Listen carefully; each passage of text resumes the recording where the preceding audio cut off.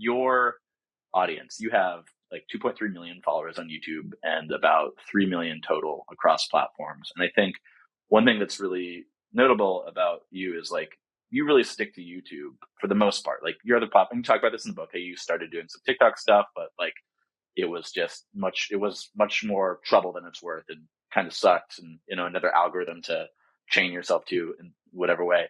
So I want to talk about like why you have decided to just be so platform specific instead of, trying to wring every piece of juice out of every other platform. What does it do for you to just be a YouTuber? Yeah, I think that in part it's about what I am interested in creating and both like what it's like behind the scenes, what it is like to create, say, short form content versus long form content, or in depth content versus surface level content.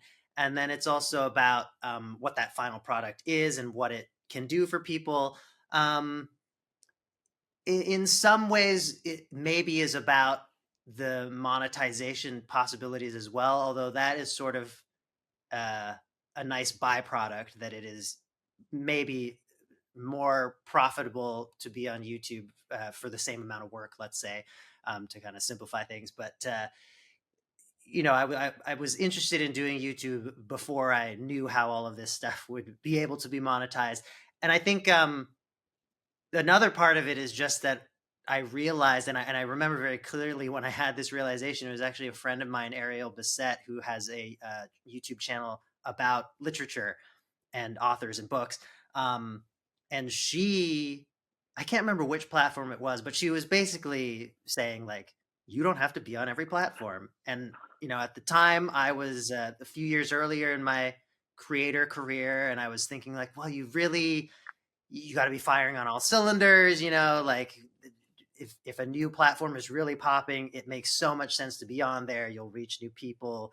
There will be less competition in the early days, all that kind of stuff.